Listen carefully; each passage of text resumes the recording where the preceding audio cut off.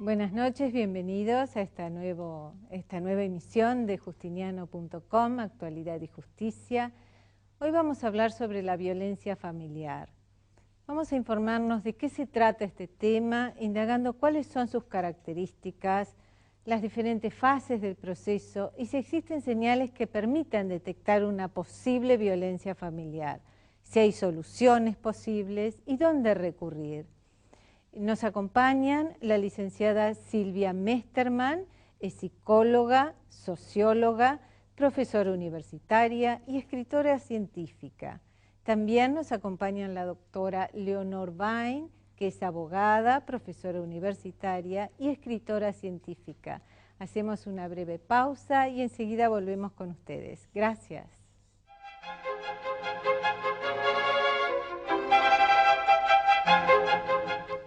Aquí estamos nuevamente. Le vamos a preguntar a la licenciada, ¿a qué nos referimos cuando hablamos sobre violencia familiar? Bueno, en principio nos estamos refiriendo a un acto que se ejerce siempre por medio de la fuerza y ejerciendo algún tipo de poder, y que en general las definiciones habituales dicen que, y es verificable, que es un acto que produce un serio daño, puede ser físico como psíquico, al desarrollo integral de una persona. Y eso puede ser para el caso de un adulto o para el caso de un menor, un niño, una niña, un adolescente. O sea que hay componentes basados en la fuerza, en el poder y en un obstáculo para el desarrollo integral de esa persona. ¿Quiénes sufren de esta violencia, doctora? Bueno, en realidad tenemos que reconocer que la violencia en la familia puede darse de todos los miembros hacia todos los miembros.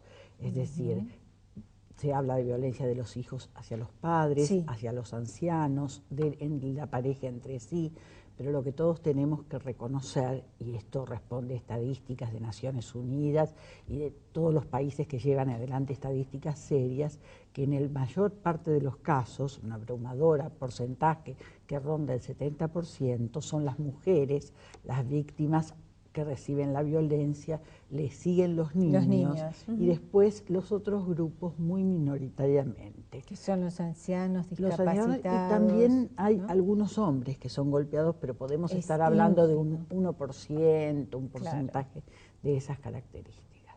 Claro. Licenciada, ¿la persona violenta tiene alguna estructura de personalidad definida o la violencia puede surgir de diferentes estructuras de personalidad?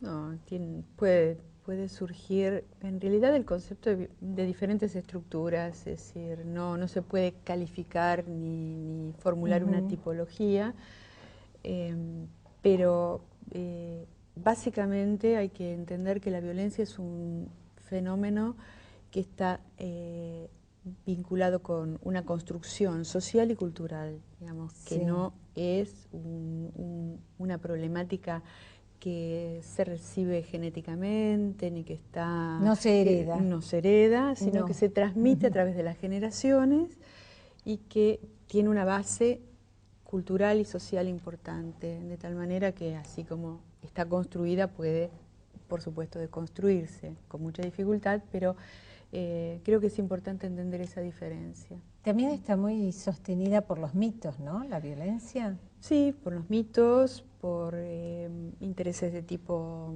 social, básicamente, por estructuras de poder que inmovilizan y mantienen consenso acerca de esta problemática que, bueno, por años ha tenido absoluta y total legitimidad y que en los últimos años se ha quebrado de algún modo este consenso y esta legitimidad.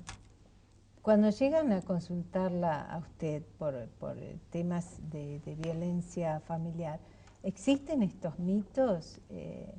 Estos mitos están tan terriblemente difundidos y tan naturalizados que muchas veces nosotros mismos los llevamos adentro y tardamos en aceptarlos o en reconocerlos. En darnos cuenta de que son mitos, ¿no? Si no fuera porque existen todos estos mitos, prácticamente sería imposible que se instalara una situación de violencia doméstica de un hombre hacia su mujer. Claro.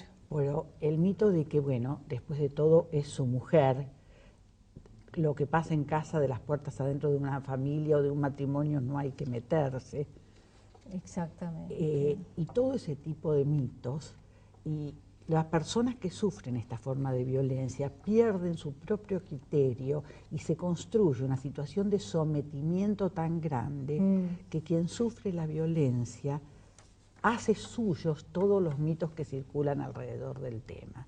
Claro. Terminan pensando que son ellos los que no sirven para nada, que a lo mejor es cierto que no tienen derecho a nada, que si piden separarse no van a ver más a los hijos, o que si se van de la casa porque su vida corre peligro por los golpes, por las amenazas, por las armas que hay, van a perder todo derecho a la tenencia de sus hijos o a alimentos o a los bienes, y terminan creyéndose esos que son simplemente mitos y falacias, porque el derecho las protege. Seguro, siempre existe esta diferencia de poder, ¿no? Sí, la diferencia de poder, y es importante lo que acaba de decir Leonor, porque la gente piensa, la gente que está inmersa en esta problemática, cuando uno se encuentra con este tipo de familias, sienten como que esto es algo que les toca, y en verdad no es un fenómeno. Sí, que esto es así. Que es natural que me claro. suceda, que es natural, y que no así es debe así. ser. No, Nadie lo que existe merece es ser violentado ni maltratado. No, la diferencia justamente es que es un hecho que está naturalizado por la cultura. Sí. Es decir, se piensa que es natural algo que no es natural, porque lo natural solo corresponde al orden biológico, ¿no? Claro. Entonces, me parece importante esta idea de cuando uno se encuentra con este tipo de personas, desnaturalizarla, la violencia. Claro. Ahora es muy difícil desnaturalizarlo porque pensemos que no existe, en las relaciones familiares estoy hablando, no existe una sola legislación en la historia, ni ninguna de las grandes religiones monoteístas, en las cuales el hombre no haya tenido poder sobre su mujer y sobre sus hijos.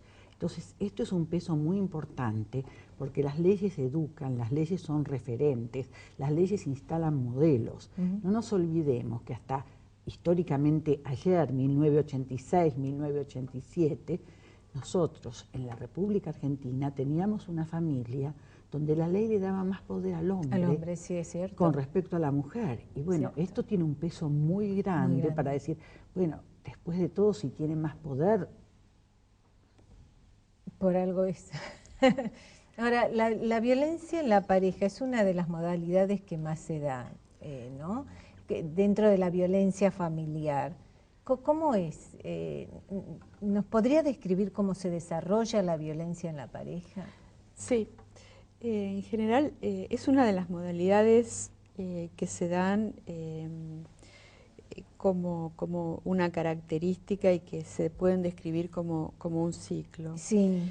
Sí, la gente que está inmersa en esto va atravesando distintas etapas que son etapas que pueden perfectamente determinarse, y cuando uno se enfrenta con esta gente puede darse cuenta en qué momento de este ciclo se encuentran, que es un ciclo recurrente, circular. Por eso siempre decimos que es una crisis crónica, es un estado de crisis crónico, porque el ciclo es permanente. Entonces hay una etapa de acumulación de tensión, con insultos, agravios, humillaciones, gritos, amenazas. Esto llega a un punto culminante, y en este punto culminante se produce un estallido. En el caso de la violencia física, estamos hablando, es un episodio de golpes. Claro.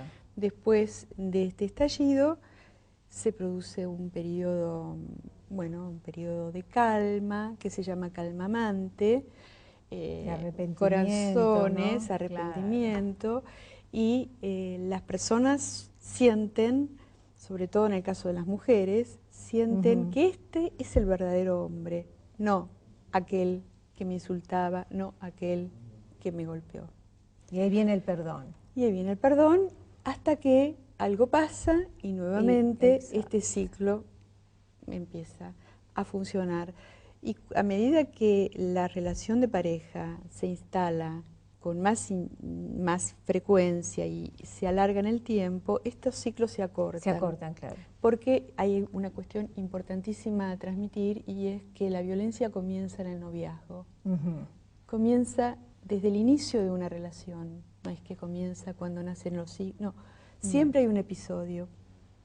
Sí, Entonces, pero no comienza de golpe, después de muchos años de estar juntos. No, cuando la gente recuerda que en algún momento existió, lo que pasa es que al comienzo puede ser espaciada en el tiempo y con el tiempo durante la relación se acorta el periodo y se agrava el problema violento, es decir, que el riesgo es mayor. Y cuando llega esta etapa de la tercera fase, digamos, donde existe el arrepentimiento y la mujer el perdona, también se instala la culpa en ese periodo en la mujer y cada vez se va acumulando más, ¿verdad? Sí, se acumula, se sienten responsables, sienten que algo deben haber hecho y además la sociedad lo legitima eso, porque muchas veces se habla de la provocación de la mujer como que la mujer ha provocado esto y por eso, por algo, le sucedió lo que le sucedió, cosa que es realmente una barbaridad pensarlo así, porque de ninguna manera sucede esto. Sí es importante pensar que son dos personas que están involucradas en este circuito, entonces es importante diferenciar en qué momento se produce la real victimización, porque es un modelo relacional y las personas que están implicadas en este circuito aprenden a funcionar violentamente y de víctimas pueden pasar a ser victimarias. ¿Quería agregar algo, doctora? No, decía que escuchándola a Silvia y lo que ella decía con el momento en que esto comienza, creo que una cosa muy importante que cuando se habla o se trabaja con los temas de violencia en la familia y en la pareja no se tiene tanto en cuenta, es cómo hacer para evitar que si aparecen estas señales, las mujeres no tengan la alarma suficiente. Y bueno, eso tiene que ver con la prevención. Y yo creo que la emergencia, la cantidad de víctimas, de personas necesitadas de ayuda psicológica, de apoyo jurídico, de protección jurídica, son tantas que nos absorben totalmente. Pero realmente para trabajar seriamente en esto, tendríamos que impulsar políticas de prevención coherentes, persistentes en el tiempo, para que la primera de estas señales cree la alarma suficiente como para que se sepa si esto es así. No es que mágicamente es por celos o que cuando estemos casados ya no le va a importar porque ahora no, es exactamente al revés. Seguro, seguro. Vamos a ir a un corte, enseguida volvemos con este tema. Les quiero informar, además de lo acostumbrado, que se comuniquen con nosotros a través de nuestro mail info@justiniano.com, también a través de nuestro sitio www.justiniano.com y del teléfono 4394-0000. Quiero informarles que hay un teléfono donde se recibe llamadas para ayuda en caso de violencia familiar, que funciona los 7 días de la semana y las 24 horas del día. Les voy a dar el teléfono, es 0800-666-8537. Pueden llamar los 7 días durante las 24 horas. Hacemos una pausa y enseguida retornamos. Gracias.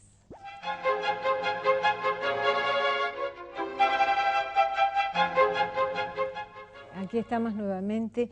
Licenciada, hay diferentes formas de violencia, ¿verdad? Está la violencia física, la violencia psicológica, el abandono, el abuso sexual, el abuso económico. ¿Nos podría describir más o menos cómo es cada uno muy brevemente? Vamos a hablar En el caso de los adultos, sí. Estamos hablando de violencia y, como decía Leonor, el mayor porcentaje de violencia es hacia la mujer. Estamos hablando de una violencia física en donde la persona es sometida a distinto tipo de maltratos como golpes, quemaduras, fracturas, situaciones que pueden llevarla a la muerte. Sí. De hecho, hay estadísticas sumamente importantes acerca de situaciones de homicidio, es decir, cuando la violencia se agrava. Sí. Esa es la violencia física. Después tenemos las situaciones de violencia emocional que parece como no tomarse en cuenta, y en verdad es, desde mi punto de vista, y en este momento es donde creo que los profesionales debemos apuntar muy, muy fuertemente, es a detectar todas aquellas situaciones en donde no hay golpes y entonces las personas que no golpean se consideran fuera del circuito de la violencia, cuando en verdad hay un circuito de la violencia emocional que es repetitivo, que produce lesiones graves que no se pueden detectar en el momento, pero que tienen efectos en el largo plazo y que se ven con sintomatologías diferentes como depresiones, enfermedades paralización de la psicosomáticas, persona, todo tipo de sintomatologías, y son situaciones de humillación, de denigración, de eso que se llama lavado de cerebro cotidiano, en donde se le dice a una persona todo el día que es un inútil, que no sirve para nada. Esto es violencia emocional y deteriora enormemente el desarrollo integral de una persona. Seguro. Lo mismo puede pasar con un adulto o también con un niño, digamos. Pero es importante tenerlo en cuenta, y esto es algo que yo quería agregar a lo que dijo Leonor antes, que para detectar la violencia, tanto la física como la emocional, como la violencia sexual, u otros tipos de violencia, bueno, que el abandono lo estamos registrando muy fuertemente en el caso de los menores, de los niños. Claro. Lo que es importante es que los profesionales conozcan, es un problema que abarca una totalidad de disciplinas, es un problema interdisciplinario, y los profesionales tienen que saber de qué se trata el problema para poder detectarlo, porque en la medida en que no esté en la cabeza de los profesionales esta problemática, muchas veces se hacen diagnósticos en donde la violencia queda excluida porque no se tiene en cuenta que esa enfermedad tiene que ver con una situación de violencia a la que la persona está sometida. Pero hay indicadores, sí que existen indicadores como para detectar si hay una posible violencia, ¿verdad? Existen indicadores, lo que pasa es que hay que conocerlos. Claro. Hay que conocerlos y hay que saber que muchas veces una depresión en una mujer no tiene que ver con algo quizás genético. No es patológica. Exacto. Sino es consecuencia de una larga situación de violencia que puede ser tanto emocional como física, pero que está produciendo serios daños a su persona, o enfermedades psicosomáticas, enfermedades de la piel. Por supuesto. O, digamos.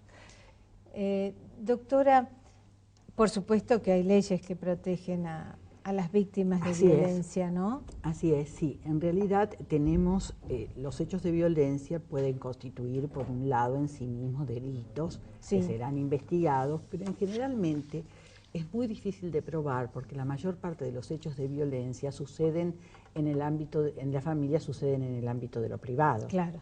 Con lo cual es muy difícil probar los delitos, y por otra parte, dan en la apertura la posibilidad de recurrir a los jueces civiles o los jueces de familia o las localidades del interior, que son muchas, donde hay solamente jueces de paz.